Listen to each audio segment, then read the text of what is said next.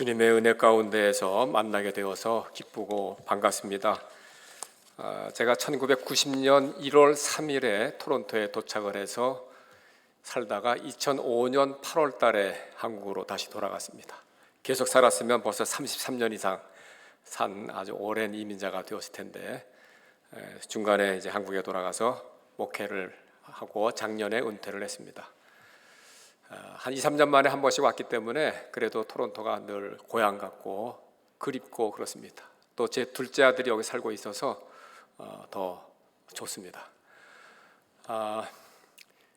이제 8.15 광복 78주년을 맞이하는데 신우주에서 목회를 하시다가 해방 이후에 피난 내려오셔서 피난민 중심으로 시작한 교회, 바로 영락교회입니다. 그리고 한경직 목사님, 오랜 세월 신앙생활을 하셨던 분들은 기억하실 거예요. 한경직 목사님께서 은퇴를 하시고 남한산성의 조그만 집에, 방 한 칸에 있는 조그만 집에서 사시다가 하나님 나라에 가셨는데, 가끔 후배 목사님들이 한 목사님을 찾아가서 인사를 하면 그때마다 꼭 목사님들에게 부탁한 말씀이 있습니다. 목사님들 예수 잘 믿으세요, 그러셨대요. 은퇴하신 목사님이 왜 그 말씀을 부탁하셨을까요? 목사들이 예수를 잘 못 믿으니까. 그렇죠? 그러면 무슨 문제입니까? 아니, 목사가 예수를 잘 못 믿으면 성도들은 어떻게 되겠습니까? 한국교회가 어떻게 되겠어요? 저도 42년을 목회하고 작년에 은퇴를 했는데, 모태신앙으로 평생을 신앙생활 했는데 은퇴를 앞두면서 늘 마음속에 두렵고 떨리는 마음이 있었어요. 과연 너는 예수 잘 믿었느냐? 지금도 마찬가지입니다. 사실 오늘 이 설교는 저를 향해서 하는 설교입니다. 너 지금도 예수 잘 믿고 있냐? 오늘 이 말씀이 정말 여러분들의 믿음을 점검해보는 하나님이 주시는 말씀이 되기를 꼭 부탁을 드립니다. 마태복음 5장, 6장, 7장을 산상수훈이라고 부릅니다. 산상수훈, 산에서 예수님께서 말씀하셨던 말씀들, 그 중에 가장 주옥 같은 생명이 되는 말씀들만 모아놓은 것이 마태복음 5장, 6장, 7장이고 오늘 읽은 본문 말씀이 그 중에 결론입니다. 결론에서 강조한 게 무엇입니까? 하늘에 계신 아버지의 뜻대로 살았느냐. 이 말씀을 하시기 전에 마태복음 7장 18절부터 보면 이런 말씀도 나와요. 좋은 나무에서 좋은 열매를 맺고 나쁜 열매에서 나쁜 열매를 맺는다. 그래서 열매를 보면 좋은 나무인지 나쁜 나무인지 알 수 있다. 그리고 나서 오늘 본문 21절 말씀이에요. 21절을 다 같이 보겠습니다. 오늘 본문 말씀 21절 화면에 나오죠? 예. 안 나오나요? 예. 그 끝부분만 아버지의 뜻대로 행하는 자만이 천국에 갈 수 있다 하는 말씀을 하세요. 주여 주여 한다고 다 천국 가는 게 아니고 아버지의 뜻대로 행하는 자. 이 말씀을 누구에게 하신 겁니까? 오늘 우리 예수 믿는 사람들에게. 평생을 교회 다니고 신앙생활을 했다고 하는데 그 중에서 과연 아버지의 뜻대로 신앙생활한 사람들이 얼마나 되겠느냐 하는 겁니다. 22절 말씀을 보면 알 수 있어요. 22절에 뭐라고 말씀합니까? 그때 어떤 사람들이 이렇게 말한다는 거예요. 주의 이름으로 선지자 노릇했습니다. 귀신을 쫓아냈습니다. 많은 권능을 행하지 아니하였습니까? 한마디로 나는 예수를 잘 믿었습니다 라고 고백하는 거예요. 그런데 예수님은 뭐라고 반응을 하세요? 23절에 내가 너희를 도무지 알지 못하니 불법을 행하는 자들아 내게서 떠나가라 그랬어요. 누구에게 이 말씀하셨다고요? 예수 잘 믿는다고 하는 사람들에게. 여기 불법을 행하는 자, 불법, 이 의미를 정확하게 이해를 하시면 오늘 내 믿음을 점검해 볼 수가 있습니다. 불법이라고 하는 이 헬라어의 말은 아노미라는 말이에요. 아는 영어에서도 부정의 의미죠. 접두사, 부정하는 의미. 노미 하면 노무스, 법이라는 말입니다. 법이 없다는 말이에요. 그래서 불법을 행한다는 얘기는 무법자라는 얘기입니다. 사실은 법이 없는 게 아니고 기존의 법, 혹은 하나님의 말씀 법을 무시하고 자기 법대로 사는 사람을 얘기하는 거예요. 그러니까 불법을 행하는 자란 누구입니까? 평생을 교회 다니고 신앙생활 열심히 했다고 하는데 사실은 하나님 뜻대로 하나님 말씀대로 순종한 것이 아니고 자기 법대로, 자기 편한 대로, 자기 원하는 대로, 자기 욕심대로 신앙생활을 했다는 말입니다. 이 시간 나의 믿음을 점검해 보십시오. 하늘에 계신 아버지의 뜻대로 순종하는 믿음이었습니까? 내 식으로 무법자처럼 신앙생활했습니까? 오늘 교회 안에 무법자들이 많아요. 그러니까 예수님도 이 말씀을 하셨겠죠? 그래서 24절부터 보면 우리가 잘 아는 비유, 반석 위에 집을 짓는 사람과 모래 위에 집을 짓는 사람의 비유를 말씀하셔서 주님의 뜻대로, 아버지의 뜻대로 행한 믿음이었는지 아니면 무법자로 살았는지를 분명하게 말씀하셨어요. 하나님의 뜻대로 행한 사람들은 마치 반석 위에 집을 지은 사람처럼 아무리 폭풍과 몰아쳐도 무너지지 않는 굳건한 믿음이에요. 반면에 그러니까 불법을 행한 사람들, 무법자처럼 자기 법대로, 자기 마음대로 신앙생활한 사람들은 삶의 시련이 닥치면 믿음이 한순간에 무너집니다. 오늘 나의 믿음은 어떻습니까? 분명히 겉으로 드러난 신앙인의 모습은 똑같아요. 그렇죠? 평소에는 똑같아 보여요.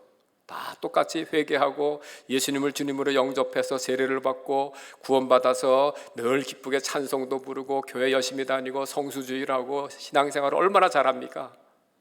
그런데 분명히 폭풍우와 같은 삶의 시련이 닥치면 한쪽은 여전히 든든하게 서 있고 다른 쪽은 무너지는 거예요. 그래서 주님 말씀하신 것처럼 불법을 행하는 자들아 내가 너희를 도무지 알지 못한다. 나에게서 떠나가라. 너희들은 천국에 못 들어간다는 거예요. 무너진 거예요. 무너진 거. 왜 무너진다고요? 삶의 시련이 왔을 때 자기식으로 믿었으니까. 이 자기식으로 내 마음대로 믿는 게 왜 문제가 됩니까? 조금 더 말씀을 들어보면 알 수가 있어요. 자, 성경에 보면 둘 중에 하나입니다. 주님 뜻대로 살았는지, 자기 마음대로 신앙생활했는지. 그 대표적인 예를 저는 사도행전 4장 끝부분과 5장 첫 부분에서 찾아봅니다. 사도행전 4장 마지막 부분에 보면 바나바가 등장합니다. 바나바는 분명히 아버지의 뜻대로 행한 사람. 바나바가 무엇을 했습니까? 자기의 전 재산을 팔아서 사도들의 발 앞에 내어놓았다 그랬어요. 왜 그렇게 했을까요? 은혜 받은 게 너무 귀하고 감사해서. 반면에 5장에 보면 아나니아와 삽비라 부부가 나오는데 이 사람들도 전 재산을 팔아서 바치기는 바쳤는데 어떻게 했어요? 일부는 남겨두고 마치 전부를 바치는 것처럼. 누구 흉내낸 거예요? 바나바. 왜 그렇게 했어요? 나도 믿음이 좋다는 걸 보이기 위해서. 그런데 두 사람의 소위 헌신, 섬긴 신앙의 차이가 어떻게 나타납니까? 바나바는 그 후에 귀하게 쓰임받아요. 바울과 같이 선교사로 쓰임받지 않습니까? 그런데 선교사로 나가기 전에 무슨 일이 있었습니까? 사도행전 7장에 보면 초대교회 처음 일꾼, 소위 초대교회 7 집사를 뽑을 때 바나바가 뽑혔어요? 떨어졌어요? 7 집사 이름이 없습니다. 없어요. 아니 전 재산을 바친 사람인데 떨어졌어요. 여기서 이제 보세요. 하나님의 뜻대로 사는 사람인지 자기 마음대로 사는 사람인지가 드러나는 거예요. 오늘날도 그렇지 않습니까? 하나님의 뜻대로 진실하게 섬기는 사람들은 떨어졌어도 여전히 믿음이 흔들리지 않아요. 그런데 자기 뜻대로 신앙생활 하신 분들은 어떻게 됩니까? 대부분이 그때 낙심이 되고 때로는 원망도 하고 불평하면서 믿음을 저버려요. 무너져. 바나바는 떨어졌지만 낙심도 안 했고 불평도 안 했고 원망도 안 했어요. 그랬더니 어떻게 됩니까? 나중에 얼마나 귀하게 쓰임 받습니까? 누구에게? 하나님께. 반면에 아나니아와 삽비라 부부는 어떻게 되었어요? 베드로가 뭐라고 책망하죠? 너희는 사람을 속인 것이 아니고 하나님을 속였다. 그 말씀이 떨어지기 무섭게 혼이 떠났다. 뭐예요? 죽은 거예요. 한순간에 와르르 무너졌어요. 겉으로 드러난 모습은 똑같이 보였어요. 전 재산을 팔았어요. 그리고 드렸어요. 사람들은 다 그렇게 드린 줄 알았어요. 그런데 성령은 속이질 못했어요. 결국 남겨놓은 그 재산이 무슨 의미가 있습니까? 혼이 떠났는데. 반면에 바나바는 비록 집사에서 떨어졌지만 얼마나 귀하게 쓰임받습니까? 자, 오늘 말씀의 초점에서 여러분 절대로 딴 생각하시면 안 됩니다. 하나님의 뜻대로 행하는 믿음인지 불법을 행하는 무법자처럼 내 멋대로 신앙생활하는 것인지 내가 어느 편에 속한지를 계속 점검하면서 들으십시오. 그러면 바나바와 그 후에 많은 신앙의 사람들, 신실한 제자들, 오늘도 많은 신실한 성도들이 어떤 시련이 와도 흔들림 없이 굳건하게 믿음을 지키고 끝까지 헌신하고 충성하는 그런 믿음의 사람들, 그렇게 할 수 있는 이유가 무엇입니까? 근거가 어디에 있습니까? 로마서 12장 1절, 2절을 보시면, 먼저 1절부터 보시면 정말 진정으로 헌신하는 사람, 어떤 사람인지 보세요. 그러므로 형제들아, 내가 하나님의 모든 자비하심으로 너희를 권하노니 너희 몸을 하나님이 기뻐하시는 거룩한 산 제물로 드리라. 이는 너희가 드릴 영적 예배니라. 누가 진정으로 헌신한다고요? 사도 바울이 뭐라고 권면합니까? 모든 자비하심으로 너희를 권한다 그랬어요. 여기 자비하심이 핵심입니다. 바울 자신이 예수 믿는 사람들을 핍박했던 사람이었어요. 물론 자기 자신은 스스로 믿음이 좋다고 착각을 했죠. 율법을 얼마나 잘 지킵니까? 하나님 말씀대로 살았다고 자부하는 사람이에요. 11조 생활도 잘하고 기도 생활도 잘하고 봉사도 열심히 하고. 그런데 아마 바울 마음속에는 내면에 갈등이 있었던 것 같아요. 참 만족, 기쁨이 없었던 것 같아요. 그러한 자기의 마음의 괴로움을 오히려 감추기 위해서 오히려 역으로도 적극적으로 예수 믿는 사람들을 핍박하기 시작합니다. 그러다가 극적으로 어느 한순간에 부활의 주님을 만나죠. 그 후에 바울의 고백이 무엇입니까? 죄인 중에 괴수와 같은 나 같은 죄인을 어찌하여 긍휼히 여기시고 사랑을 베푸셔서 자녀 삼아 주실 뿐만 아니라 이방에 복음을 전하는 사도까지 되게 하셔서 오늘날까지 이렇게 나를 쓰십니까? 무슨 고백입니까? 오직 주님의 은혜로 구원받고 지금도 그 은혜 아니면 아무것도 아니라는 자기 자신을 알기 때문에 그 은혜가 너무도 감사해서 이제 내 모든 삶은 온전히 주님을 위해서만 삽니다. 몸을 드리라 그랬잖아요. 몸을 드리라. 누가 이 몸을 하나님께 드릴 수 있습니까? 하나님의 자비로 구원받음을 체험한 사람들, 하나님의 무한한 사랑, 은혜로 구원받음을 체험한 사람들. 이 은혜가 핵심이죠. 은혜가 뭡니까? 한없는 사랑. 아무 자격도 없는데, 아무 공로도 없는데 일방적으로 베풀어 주신 하나님의 사랑이에요. 그 사랑으로 우리가 구원받았음을 체험하면 그때부터는 내 몸을 움직여서 하는 모든 일들을 하나님을 기쁘시게 하는 일에 내어놓는다, 헌신한다는 말입니다. 누가 헌신합니까? 하나님의 사랑, 은혜를 체험한 사람들, 목사만이 아닙니다. 선교사만이 아닙니다. 여러분 모두가 헌신자로 부름을 받은 거예요. 그래서 이렇게 하나님의 놀라운 사랑, 정말 극적으로 이 귀한 하나님의 사랑, 은혜로 구원받은 바울, 그 후에 바울의 고백은 이런 마음으로 평생을 헌신하는 거예요. 빌립보서 1장 20절에 보면 나의 간절한 기대와 소망을 따라 아무 일에든지 부끄러워하지 아니하고 지금도 전과 같이 온전히 담대하여, 그러니까 항상 똑같이라는 얘기죠. 처음 부름 받을 때부터, 처음 예수 믿을 때부터 아무리 핍박이 오고 시련이 있고 굶주림을 당하고 매를 맞고 감옥에 갇힌다 할지라도 변함없이 한결같이 지금도 온전히 담대하여 살든지 죽든지 내 몸에서 그리스도가 존귀하게 되게 하려 하나니. 은혜로 구원받음을 체험한 바울은 그 후에 그의 나머지 생애는 어떻게 사는 거예요? 내 몸을 드리는 거예요. 무엇을 위해서? 주님의 뜻대로 살기 위해서. 이것은 목회자만이 하는 게 아니라는 사실을 꼭 기억하십시오. 우리 모두 누가 은혜로 구원받은 사람들이라면 당연히 하는 거예요.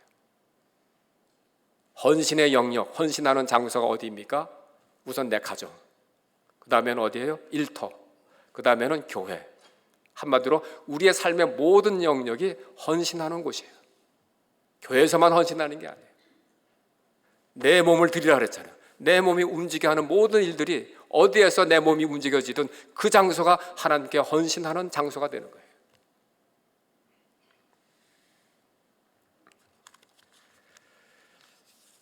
그래서 진정한 헌신이란 로마서 12장 2절에서 이렇게 말씀을 합니다. 너희는 이 세대를 본받지 말고 오직 마음을 새롭게 함으로 변화를 받아 하나님의 선하시고 기뻐하시고 온전하신 뜻이 무엇인지 분별하도록 하라.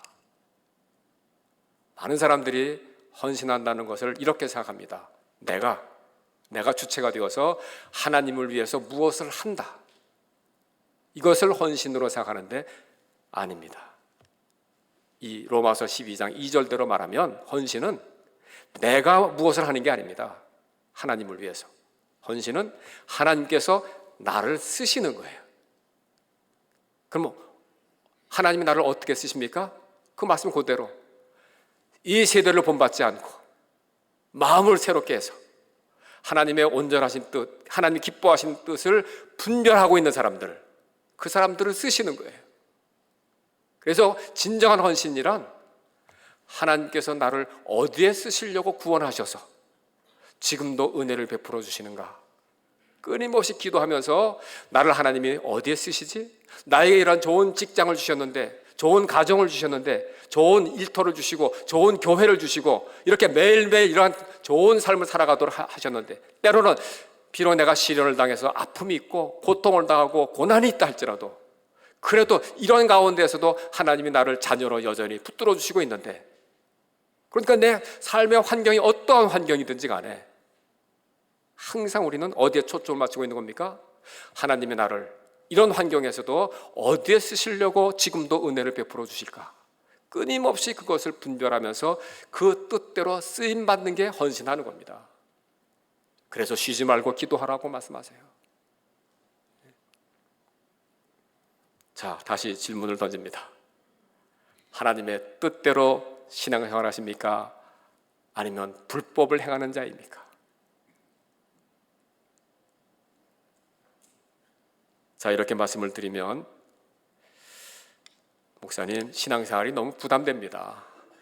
그거야 정말 목사님들이나 할 수 있고 정말 은혜가 많은 분들, 성령 충만하신 분들이나 그렇게 살 수 있지, 어떻게 매일매일 일상의 삶에서 끊임없이 하나님의 뜻을 분별하며 헌신합니까? 너무 부담돼요. 그런 설교하지 마세요. 그러면 나 교회 못 나가요. 그러실 분들이 있을 것 같아요. 그런데요, 예수님은 처음부터 제자들에게 뭘 말씀하십니까? 누구든지 나를 따르려면 어떻게 하라고요? 자기를 부인하고 자기 십자가를 지고 나를 따르라 그랬어요. 예수 믿으면 편안하게 잘 살도록 하기 위해서 따르라고 하신 게 아니에요. 십자가를 지고 따르래요. 보세요, 제자들 3년 동안 따라다니면서 그 말씀의 의미를 깨닫지 못했기 때문에 나중에 무엇 가지고 싸웁니까? 누가 더 높은 자리에 올라갈까? 즉 예수님을 열심히 따라다니면 성공하는 자리를 탐내고 있는 거예요. 불법을 행하는 자로 따랐어요. 언제 바뀝니까? 언제? 예수님 십자가에서 죽으시고 부활하신 다음에, 부활의 주님을 만난 다음에 제자들이 완전히 깨졌어요. 자기를 부인하는 사람들이 되었어요. 자기를 부인하는 게 뭡니까? 내 방식대로 믿는 것을 다 포기하는 거예요. 내 멋대로 불법을 행하는 신앙을 다 포기하고 버리고 이제는 온전히 나를 어디에 쓰시려고 여기까지 인도하셨는가? 나를 어디에 쓰시려고 이런 직장을 주셨는가? 나를 어디에 쓰시려고 이런 가정을 주셨는가? 항상 거기에 초점 맞춰서 기도하면서 쓰임 받으려고 살아가는 거예요. 하나님께 쓰임 받으려고. 이게 헌신하는 겁니다. 이렇게 말씀드려도 여전히 그래도 헌신하는 거 부담됩니다. 그런 분들에게 헌신을 쉽게 할 수 있는 답을 말씀을 통해서 알려드릴게요. 빌립보서 2장 12절 13절을 보세요. 빌립보서 2장 12절 13절 다 같이 한번 크게 읽으십시다. 그러므로 나의 사랑하는 자들아, 너희가 나 있을 때뿐 아니라 더욱 지금 나 없을 때에도 항상 복종하여 두렵고 떨림으로 너희 구원을 이루라. 너희 안에 행하시는 이는 하나님이시니 자기의 기쁘신 뜻을 위하여 너희에게 소원을 두고 행하게 하시나니. 그랬어요. 자, 이 말씀에서 중요한 건 몇 가지 말씀드리는데, 먼저 그 12절에서 항상 복종하여 두렵고 떨림으로 너희 구원을 이루라. 이게 신앙생활입니다. 하나님 뜻대로 신앙생활을 하는 거예요. 항상 변함없이 한결같이 복종하여 말씀대로 순종해서 두렵고 떨리는 마음으로 이 세대를 본받지 않고 하나님이 나에게 원하시는 뜻이 무엇인지를 분별하면서, 그러면서 구원을 이루어 나가는 생활. 자, 여러분, 아담과 하와가 죄를 범한 다음에 어떤 결과가 주어졌습니까? 하나님께서 선악을 알게 하는 나무를 먹으면 정령 죽으리라. 그래서 선악을 알게 하는 나무를 먹었는데 죽었어요? 안 죽었어요? 일단 아직 죽지는 않았어요. 그럼 그때 말하는 죽음은 어떤 죽음이죠? 영, 스피릿, 영의 죽음이에요. 그래서 아담은 선악을 알게 하는 나무를 먹고 영이 죽어서 하나님을 피해서 숨었어요. 하나님과의 관계가 깨졌어요. 하나님을 피하고 하나님을 멀리하고 이제 늘 하나님을 떠나는 인생이 되고 말았어요. 이게 모든 인간들의 죄의 본성을 가지고 살아가는 모습이에요. 영이 죽었기 때문에 하나님을 찾지 않습니다. 하나님과의 관계가 단절이 되었어요. 이게 첫 번째 죽음, 영의 죽음. 두 번째 죽음은 무엇입니까? 나중에 이제 아담과 하와 부부가 서로 핑계대잖아요. 탓하잖아요. 인간의 관계가 깨지는 거예요. 가인이 아벨을 죽이잖아요. 관계가 깨지는 거예요. 끊임없이 인간의 관계는 깨집니다. 오늘날 우리 가족의 관계도 얼마나 많이 깨어지고 있습니까? 두 번째 죽음, 인격, 혼의 죽음입니다. soul, mind, 인격. 세 번째 죽음은 결국 900몇 살 살고 죽었잖아요. 아담도. 몸의 죽음, body. 구원도 똑같은 순서로 이루어지는 거예요. 회개하고 예수를 구주로 영접하면 먼저 영이 살아나서 하나님을 찾아요. 하나님께 기도하고 말씀에 귀를 기울이고 교회 나와서 예배드리고 영이 살아난 거예요. 오늘날 이 세상에 영이 죽은 사람들이 많을까요? 영이 살아난 사람들이 많을까요? 그렇죠? 영이 죽은 사람들이 훨씬 더 많아요. 더 많아지고 있어요. 제가 33년 전에 왔을 때와 지금과 카나다의 분위기가 너무 영적으로 달라졌어요. 완전히 인본주의 세상이 되었어요. 영이 죽은 거예요. 하나님 없어요. 하나님 무시하고 살아요. 일부 예배 때는 나이 많이 드신 저보다 한 10년, 20년, 30년 선배 되시는 분들이 많이 오셨더라고요. 그분들에게는 아마 증손자도 여기 많이 계실 거예요. 손자들, 증손자들 중에 영이 살아나서 하나님을 찬양하고 하나님께 예배드리는 자손들이 과연 얼마나 될까요? 지금 한국에 제가 속했던 통합적 장로교회에 주일학교가 없는 교회가 절반입니다. 전국에. 무슨 얘기입니까? 젊은 사람들 교회를 안 나가는 거예요. 그러니 아이들이 교회 나오는 아이들이 없어요. 영이 죽어서 살아가는 거예요. 물론 세상에서는 공부를 열심히 해서 다 성공했어요. 출세했어요. 잘 됐어요. 얼마나 나이스하게 삽니까? 얼마나 멋지게 삽니까? 성공한 인생이라고 부러워하지 않습니까? 그런데 영이 죽으면 무슨 소용이 있어요? 예? 영이 살아나야 돼요. 두 번째 구원은 무엇입니까? 그게 오늘 읽은 말씀 빌립보서에 나오는 그 구원이에요. 항상 두렵고 떨림으로 구원을 이루어가라. 지금 구원을 이루어 나가는 거예요. 이게 인격의 구원이에요. 그래서 인간의 관계가 살아나는 거예요. 관계가 회복이 되는 거예요. 예수 잘 믿는 집들은 가족 간에 화목합니다. 예수 잘 믿는 사람을 친구로 두면 좋은 관계로 살아가는 거예요. 세 번째 구원은 몸의 구원. 주님 다시 오실 때 우리는 부활할 줄 믿습니다. 그래서 지금 두 번째 구원을 우리가 하고 있는 거예요. 항상 복종하여 두렵고 떨림으로 구원을 이루어가라. 정말 하나님의 뜻대로 행하는 신앙생활입니까? 아니면 여전히 불법을 행하고 있습니까?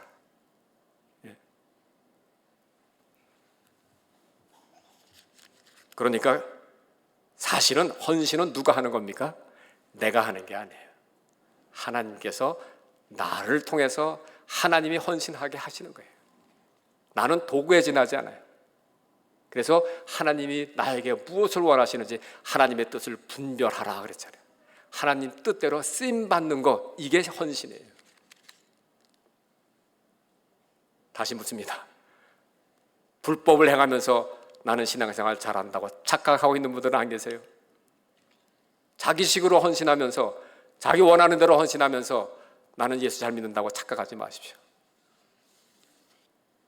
하나님의 뜻대로 헌신하는 성도들의 특징이 세 가지로 나타납니다. 다시 말하면 불법을 행하는 게 아니라 진짜 헌신하는 사람들 세 가지 특징이, 첫째는 자유함이 있어요. 자유함이 있다는 얘기는 마음대로 한다는 게 아니고 꼭 해야 할 일은 아무리 희생이 따라도 하고 하지 말아야 할 일은 아무리 손해가 커도 안 합니다. 이게 자유함이 있는 거예요. 그래서 자유함이 있다는 것은 어떻게 표현이 됩니까? 억지로 하지 않습니다. 언제나 기쁘게 헌신해요. 두 번째 특징은 행복해요. 행복하다는 얘기는 만족이 있다는 얘기입니다. 항상 만족이 있어요. 바울이 빌립보서 4장에서 고백한 것처럼 나는 부한데 처할 줄도 알고 가난한데도 처할 줄 알고 어떤 형편이든지 자족하기를 배웠다 그랬어요. 행복이라고 하는 것은 환경이 주는 게 아닙니다. 행복은 배워야 돼요. 자족하기를 배웠다 그랬어요. 항상 만족하게 산다는 고백인데 그것을 배워서 그렇게 되었다는 고백이에요.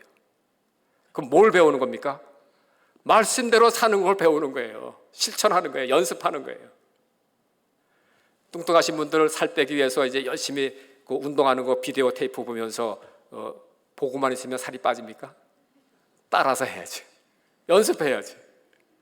하나님 말씀 늘 은혜 받았다가 묵상만 하고 있으면 내 인격이 성장합니까? 변화됩니까?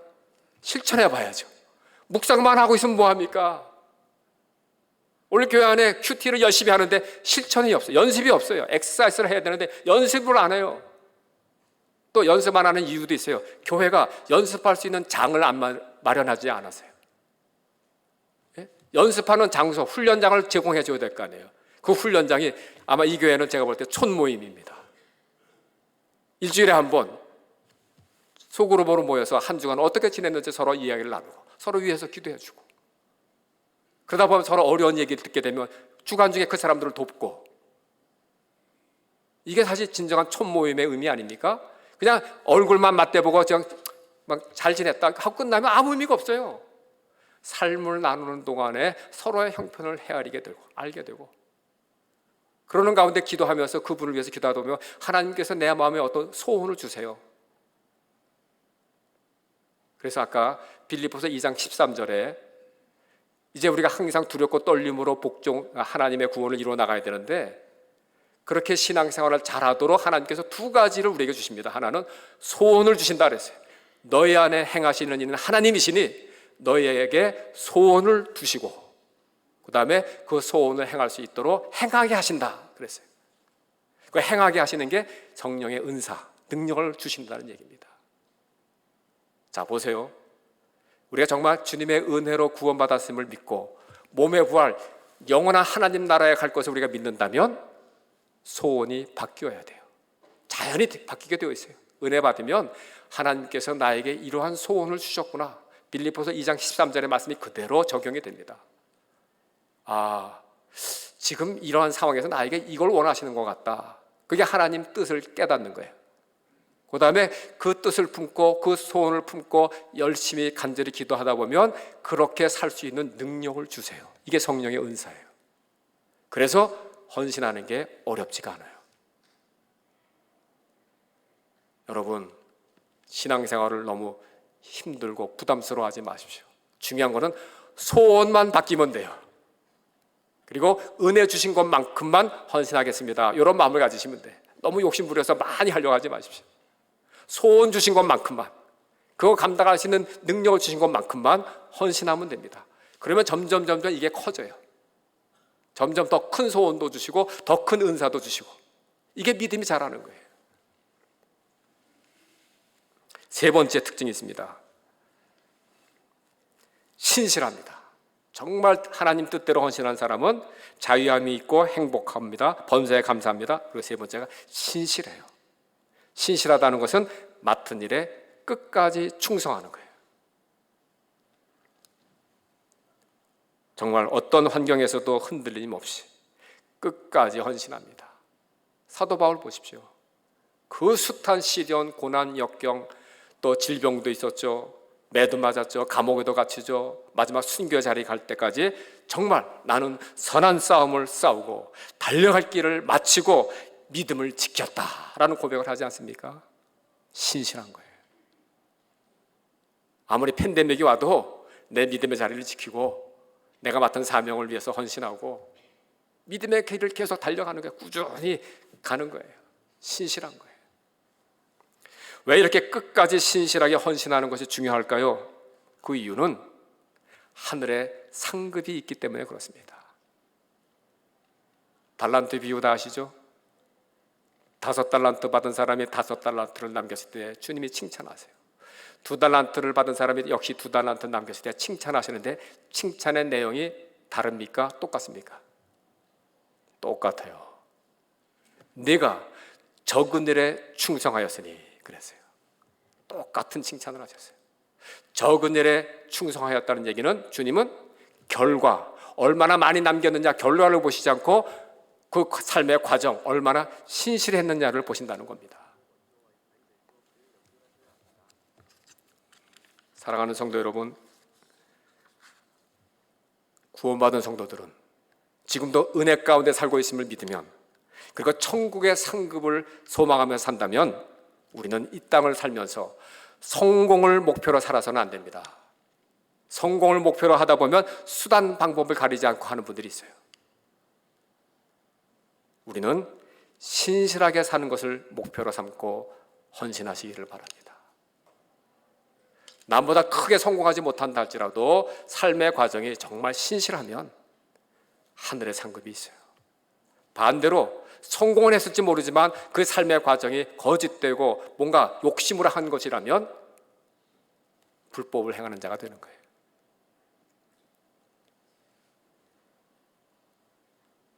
이렇게 말씀드려도 여전히 삶에 시련이 올 때 흔들리는 분들이 있어요. 믿음이 약해져요. 쓰러져요.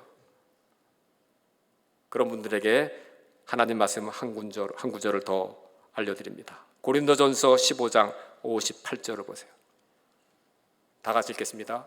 그러므로 내 사랑하는 형제들아, 견실하며 흔들리지 말고 항상 주의 일에 더욱 힘쓰는 자들이 되라. 이는 너희 수고가 주 안에서 헛되지 않은 줄 알미라. 여기서도 바울은 똑같은 말을 하잖아요. 그 15장이 뭡니까? 부활장이에요. 부활에 대한 말씀을 쭉 하고 있어요. 우리가 정말 이런 주님의 부활을 믿고 나도 부활할 것을 믿는다면 항상 주의 일에 더욱 힘쓰라 그랬어요. 흔들리지 말고. 왜? 그렇게 살면 우리의 수고, 우리의 노력이 절대로 헛되지 않다. 여기서 말하는 헛되지 않다는 의미는 열매가 크다는 얘기가 아니라 반드시 보상, 상급이 있다는 말입니다. 상급, 하늘의 상급. 이제 산상수훈의 결론을 말씀드리는데요. 이 결론이 뭡니까?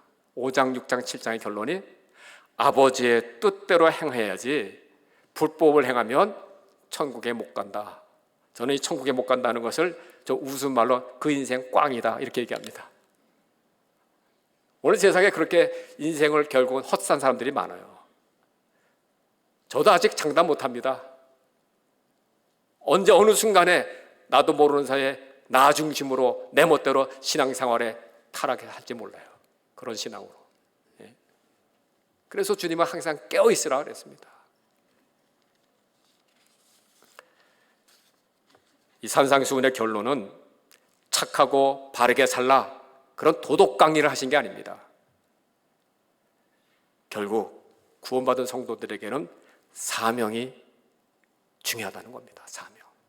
하나님이 나를 어디에 쓰시려고 구원하셨는가? 우린 다 사명자로 구원받은 거예요. 사명이 확실하신 분들은 아무리 힘들어도 믿음이 흔들리지 않습니다. 사명의 문제예요. 우리가 예수를 믿고 구원받아서 거듭났다 하는 말은 주님을 따르는 제자로 헌신하라고 구원해 주신 거예요. 그런데요, 한국교회 최초로 제자 훈련을 도입해서 가장 이상적인 교회, 평신도를 제자로 만들어서 일꾼으로 만들어서 부흥시킨 교회, 어느 교회입니까? 사랑의 교회, 옥하는 목사님. 모든 목회자들이 부러워했어요. 그래서 평신도를 깨운다는 세미나에 참석해서 열심히 배워서 자기 교회에 적용해서 평신도 제자 훈련을 해서 교회를 많이 부흥시켰어요. 그런데 그 옥하는 목사님이 건강 때문에 좀 일찍 은퇴하시고 돌아가시기 3년 전에 한국교회 100주년 기념대회에서 그 연합예배 설교를 하실 때 이렇게 스스로를 질책하셨습니다. 입만 살아있고 행위는 죽은 교회를 만든 장본인입니다. 아니, 이해가 안 되잖아요. 평신도를 깨워서 제자훈련을 통해서 그렇게 훌륭한 교회를 세우셨는데 이분이 은퇴 후에 하는 고백이에요. 입만 살아있고 행위는 죽은 교회를 만든 장본인입니다. 내가 그렇게 스스로를 질책하면서 한국교회예요, 성도들이여 깨어나십시오, 새로워져야 됩니다, 진정으로 헌신하십시오 외치셨어요. 눈물로 호소하셨어요. 아무 영향도 끼치지 못하는 교인, 교회도 정말 자랑할 만한 그리스도인 하나님의 교회입니까? 왜 이렇게 무기력한 군중들이 되었습니까? 제자훈련으로 크게 교회를 세우신 분이 무기력한 군중들이 되었다라고 한탄하신 거예요. 여러분, 불법을 행하는 무법자가 아니라 하늘에 계신 아버지의 뜻대로 신실하게 섬기는 주님의 제자들 꼭 되셔서 이 다음에 주님 부르실 때 천국에서 다 같이 만날 수 있기를 바랍니다. 기도하십시다.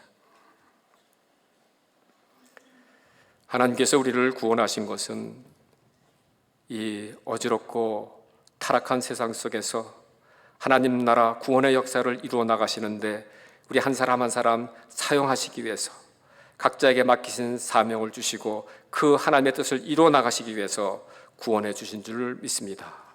이제 이 놀라운 구원의 사랑, 은혜, 그 빚진 자의 심정을 가지고 어떤 삶의 시련과 역경에도 흔들림 없이 범사에 감사하며 끝까지 충성하여 하나님 부르시는 그날 천국에서 기쁨으로 만날 수 있는 우리 모두가 될 수 있도록 인도해 주시옵소서. 예수 그리스도 이름으로 기도하옵나이다. 아멘.